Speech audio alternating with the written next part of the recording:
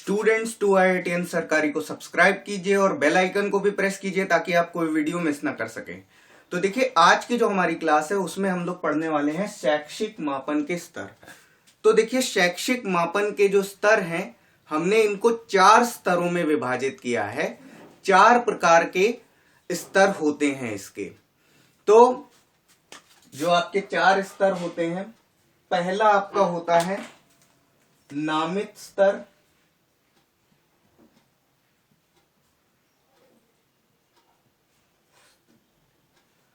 दूसरा आपका होता है क्रमित स्तर,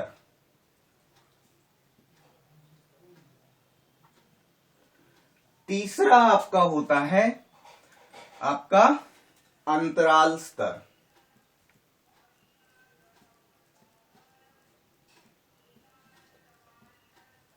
और चौथा आपका होता है अनुपातिक स्तर।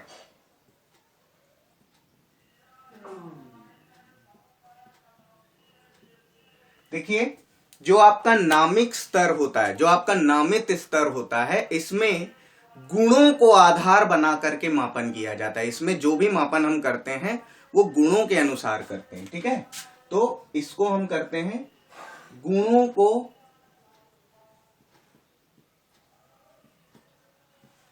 आधार बनाकर जब हम मापन करते हैं तो इस तरह के मापन को हम क्या बोलते हैं? हम नामित स्तर। इस तरह का जो मापन का स्तर होता है उस स्तर को हम बोलते हैं नामित स्तर। अब देखिए, इसमें क्या हो सकता है। इसमें देखिए, आपको छात्रों की विशेषता के अनुसार उनकी एक कैटेगरी बना देना, उनका जो वर्गीकरण करना, उनके गुणों के आधार पर उनका वर्गीकरण करना। ठीक है, जैसे क्या होगा, जैसे इंजीनियरिंग के जो छात्र हैं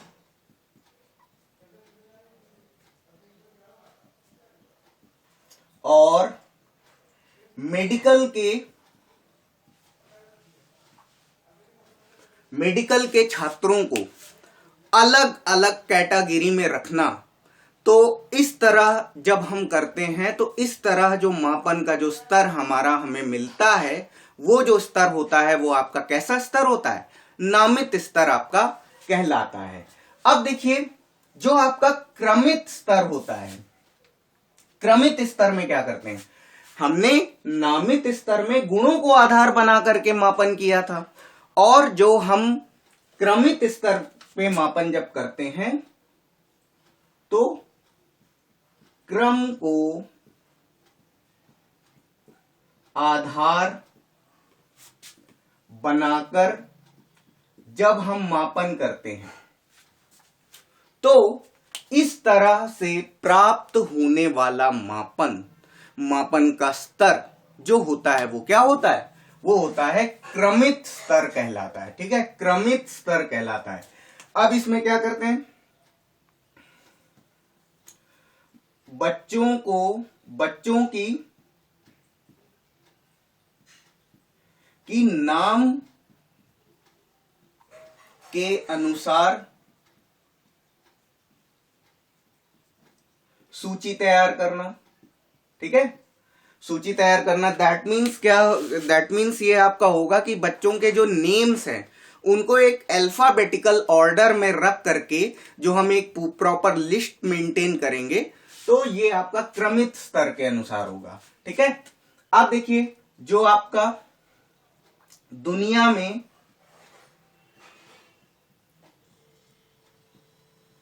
धनी लोगों की सूची अगर तैयार करेंगे,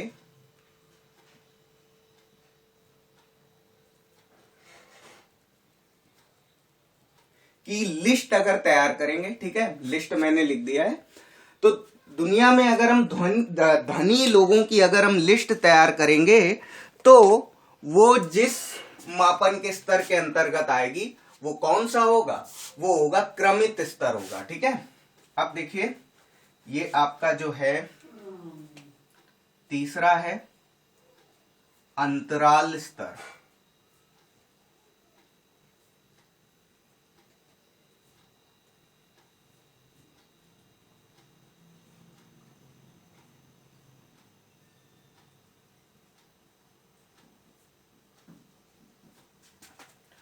ये अंतराल स्तर में क्या होता है, तो ये जो आपका होता है निश्चित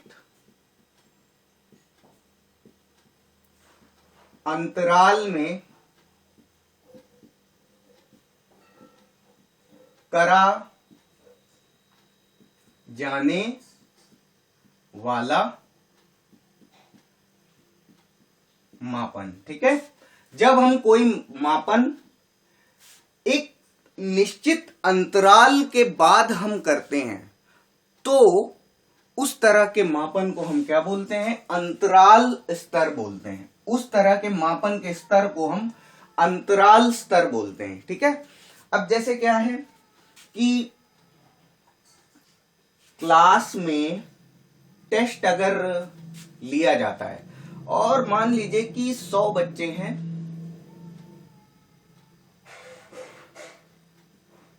100 स्टूडेंट्स हैं, तो जब टेस्ट होगा तो कुछ लोगों के बहुत कम नंबर आएंगे, कुछ लोगों के बहुत ज्यादा आएंगे नंबर। तो हम क्या करते हैं कि बच्चों ने जो नंबर प्राप्त किए हैं, हम उनका जो वर्गीकरण है अंतराल को आधार बना करके उनका वर्गीकरण अगर हम कर देते हैं तो इस तरह से जो प्राप्त होने वाला मापन का स्तर जो होता है वो क्या होता है, वो अंतराल स्तर होता है। अब जैसे कि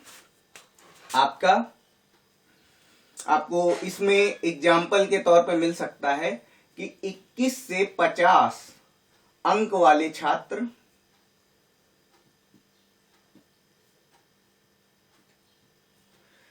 संख्या में 30 हैं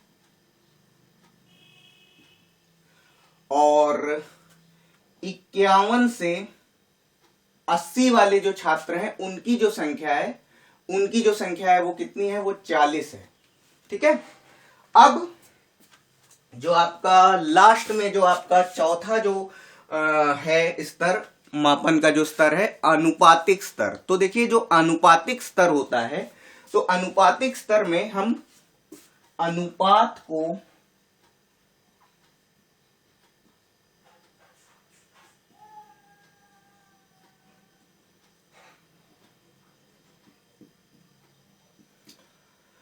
आधार मानकर मापन करते हैं और ये जो मापन का स्तर होता है ये बेस्ट होता है। इन चारों में जो सबसे अच्छा जो स्तर होता है ये आपका अनुपातिक स्तर होता है, ये सबसे बढ़िया मापन का स्तर होता है। और अब देखिए इसमें क्या होगा, जैसे कि मान लीजिए कि दो टीमें फुटबॉल खेल रही हैं, एक है टीम ए और दूसरी है टीम बी। ठीक है, तो देखिए टीम ए ने 5 गोल किए। एक जो आपका फुटबॉल मैच होता है वो आपका ड्यूरेशन के अकॉर्डिंग होता है। ठीक है, मान लीजिए कि 30 मिनट का फुटबॉल का मैच हुआ, तो 30 मिनट का जो टाइम है उसमें टीम ए 5 गोल कर पाई और बी जो है वो एक भी नहीं कर पाई, टीम बी एक भी नहीं कर पाई। तो हम ये बोलेंगे कि टीम ए ने टीम बी को 5:0 से हराया। ठीक है, इससे हम कह सकते हैं कि जो टीम ए है उसने टीम बी को 5-0 से हराया। दैट मीन्स जो टाइम पीरियड था, जो आधे घंटे का जो फुटबॉल मैच था, तो उसमें टीम ए ने 5 गोल कर डाले और टीम बी जो है वो एक भी गोल नहीं जुटा पाई। तो एक भी गोल नहीं जुटा पाई तो यहां पर क्या हो जाएगा, ये जो अनुपात हो जाएगा टीम ए के गोलों का अनुपात और टीम बी के गोलों का अनुपात जो है वो क्या है, 5:0 है। ठीक है, तो हम ये कहेंगे टीम ए ने टीम बी को 5-0 से हराया। अगर टीम बी अगर 5 गोल कर ले जाती और टीम ए एक भी गोल ना कर पाती तो हम ये कहते कि टीम बी ने टीम ए को 5-0 से हराया। ठीक है, तब हम ये कह सकते थे। अब इसी में अगर मान लीजिए कि एक शैक्षिक स्तर पर अगर हम जाते हैं, तो शैक्षिक स्तर पर अगर हम जाते हैं तो देखिए क्या होगा कि जैसे मान लीजिए कि 2 छात्र हैं। ठीक है, 2 छात्र हैं एक छात्र ए है और एक छात्र बी है। दोनों ने मैथमेटिक्स का पेपर दिया, ठीक है, दोनों ने मैथमेटिक्स का पेपर दिया। मैथमेटिक्स का जो पेपर था वो 100 नंबर का था। अब जो छात्र ए है वो 85 नंबर लेकर के आया, ठीक है, 85 नंबर लेकर के आया, और जो छात्र बी है वो 97 नंबर प्राप्त किया, ठीक है, छात्र बी ने 97 नंबर प्राप्त किया। तो अगर हम रेशियो अगर लेंगे तो देखिए ये आपका ए अनुपात बी, ये आपका कितना हो जाएगा 85/97, ठीक है, 85/97 ये होगा। अब देखिए जिसके सामने बड़ा अंक होगा, रेशियो में ए के सामने और बी के सामने, जिसके सामने बड़ा अंक हमें प्राप्त होगा वही छात्र क्या होगा, वही छात्र ज्यादा होशियार कहलाएगा। तो आप देख रहे हैं कि बी के सामने बी के जो अंक आ रहे हैं वो ए से ज्यादा आ रहे हैं। बी के सामने 97 है और ए के सामने 85 है। तो दैट मीन्स हम ये कहेंगे कि जो छात्र बी है वो ए से ज्यादा होशियार है, ठीक है। तो देखिए ये जितने भी मापन के स्तर हैं इन सब के बारे में हम थोड़ा थोड़ा लिखेंगे। So all right, fair enough. इसके आगे बढ़ते हैं हम लोग। तो चलिए इसको देख लेते हैं। जब वस्तुओं और घटनाओं को उनके किन्हीं गुणों के आधार पर मापित किया जाता है, मतलब वस्तुओं और घटनाओं को गुणों के आधार पर जब मापा जाता है तो इस प्रकार के मापन को नामित मापन कहते हैं। इस प्रकार का जो होने वाला मापन होता है इसे नामित मापन कहते हैं। इसमें वस्तुओं को गुणों के आधार पर अलग अलग समूहों में वर्गीकृत किया जाता है। जो वस्तुएं होती हैं उनको गुणों के आधार पर वर्गीकृत किया जाता है। प्रत्येक समूह को उसकी पहचान के लिए कोई नाम या चिन्ह दे दिया जाता है। हर समूह को एक टैग दे दिया जाता है। जो हर समूह होता है, जैसे इंजीनियरिंग के छात्र होंगे तो उनमें क्या होगा कि एक टैग रहेगा कि भाई वो इंजीनियरिंग के हैं, ठीक है, मतलब उनका जो आई कार्ड होगा उसमें इंजीनियरिंग लिखा रहेगा। और जो मेडिकल फील्ड के जो छात्र होंगे उनके पास मेडिकल का आई कार्ड रहेगा। तो ये क्या होगा, ये नाम या चिन्ह हो गया जो दे दिया जाता है।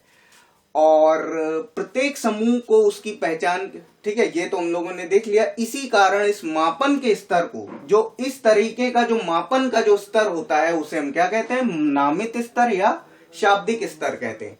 अब देखिए इसके एग्जाम्पल हैं। एग्जाम्पल में क्या है, लिंग के आधार पर बालक एवं बालिकाओं को विभक्त करना। लिंग के आधार पर जब हम बालक और बालिकाओं को अलग अलग कर देते हैं किसी क्लास में हम क्या करते हैं कि बालकों का जो समूह होता है उसे अलग बैठाते हैं और बालिकाओं का जो समूह होता है उसको अलग बेंच पर बैठाते हैं। तो ये क्या हो गया, ये वर्गीकरण हो गया।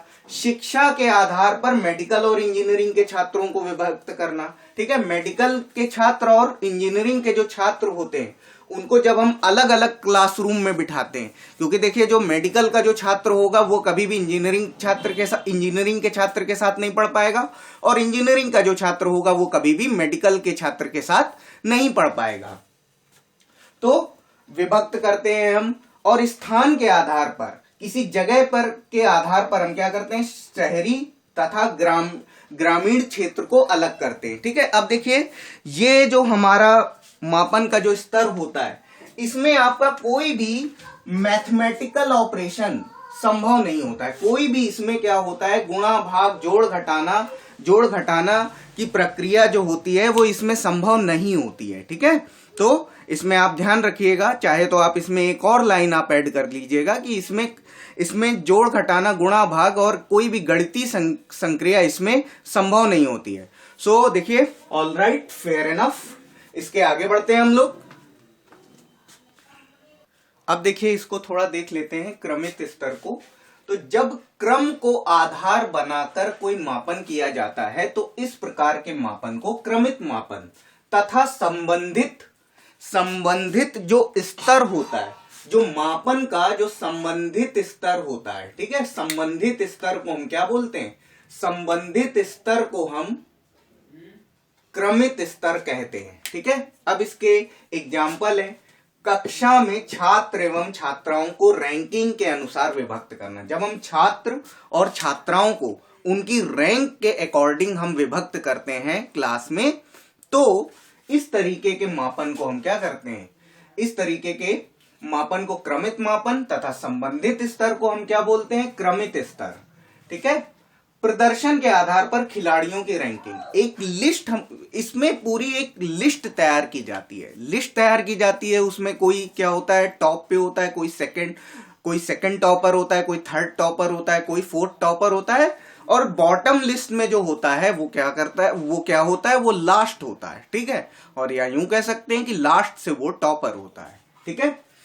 और तीसरा है आपका धनी लोगों की सूची। जैसे दुनिया में कितने अमीर लोगों की एक सूची है, उसको अगर हम तैयार करें तो वो जो हमारी एक लिस्ट होती है वो किसके आधार पर होती है, वो क्रम के आधार पर होती है। तो मापन के कौन से स्तर के अनुसार होती है, मापन के क्रमित स्तर के अनुसार होती है।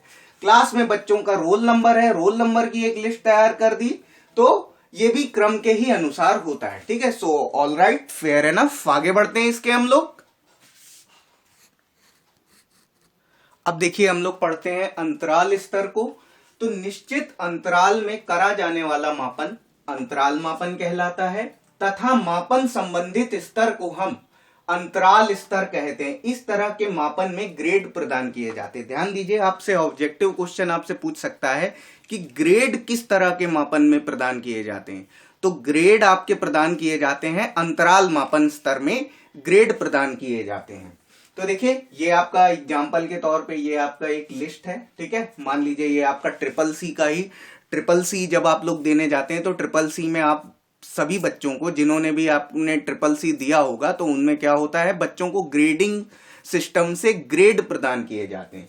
तो एक लिस्ट होती है 100 से 80 के बीच में जिसके नंबर आते हैं उसको ए ग्रेड प्रदान कर दिया। 79 से 60 में अगर कोई लाई कर रहा है तो उसे बी ग्रेड प्रदान कर दिया। 59 से 50 जिसके नंबर आए हैं उसको सी ग्रेड प्रदान कर दिया। 49 से 30 के बीच में जिसके नंबर आए हैं उसे डी ग्रेड प्रदान कर दिया। और 29 से लेकर के 1 तक जिसके भी नंबर आए हैं वो फेल की कैटेगरी में है, उसको फेल की कैटेगरी दे दी और ग्रेड प्रदान कर दिया एफ। ठीक है।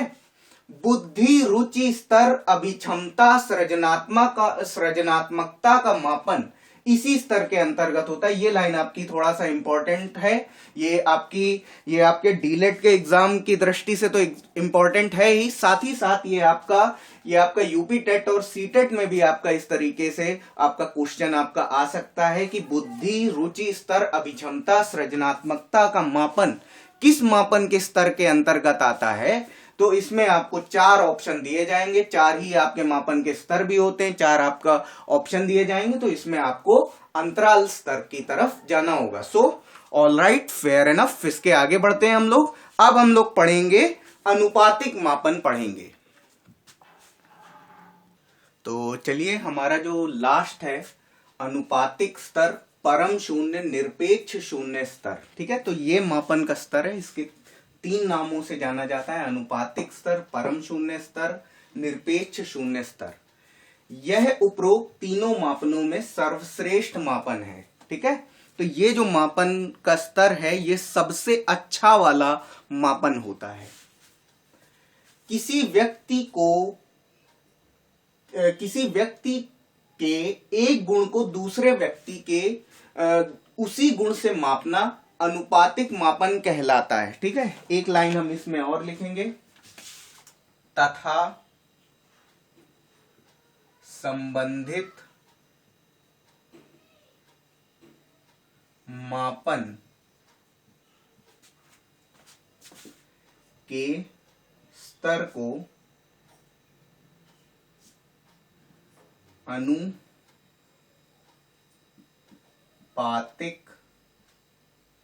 स्तर कहते हैं।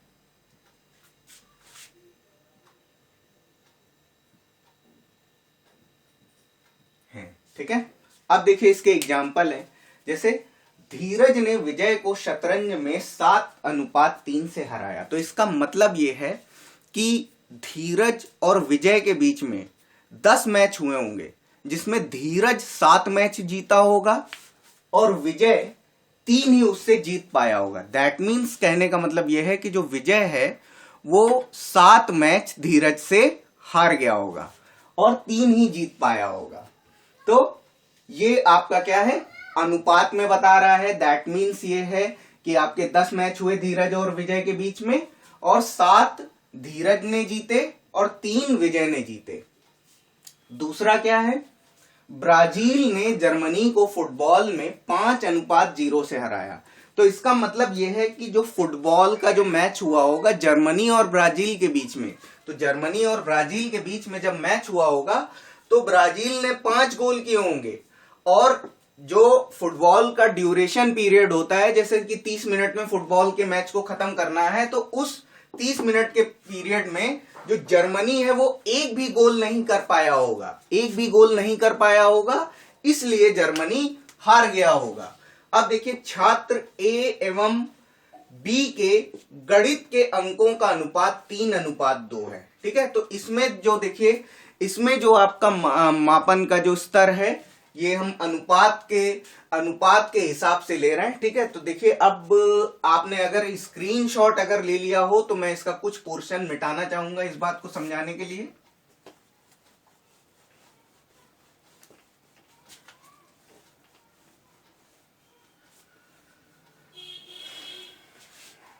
देखिए, 3:2 का अनुपात है। ठीक है, मान लेते हैं जो टेस्ट हुआ है वो कितना, 100 अंकों का टेस्ट हुआ है। तो 100 अंकों का जब टेस्ट हुआ है तो अनुपात है 3:2। किसके किसके बीच में, ए और बी के बीच में।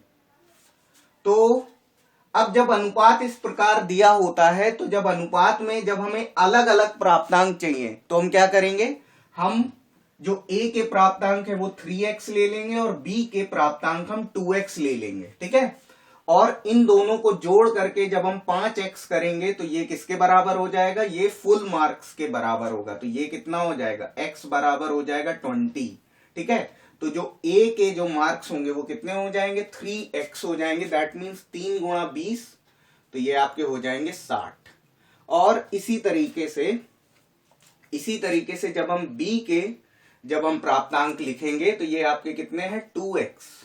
तो 2x है तो ये आपका हो जाएगा 2 गुणा 20, तो b को नंबर मिलेंगे 40। ठीक है, तो 60:40 जब हम रेशियो निकालेंगे तो रेशियो के अनुसार हम ये कह सकते हैं हम कि जो a का परफॉर्मेंस है वो b के परफॉर्मेंस से ज्यादा बेटर है। तो इस बात से हमको यहां पर यह समझ में आया कि इसमें गणितीय संक्रियाएं संभव होती हैं। तो ध्यान दीजिएगा कि यह वो मापन है जो आपका अनुपातिक मापन जो होता है, इसमें गणितीय संक्रियाएं इसमें संभव होती हैं। So all right, fair enough, God bless you all, and this is the end of class.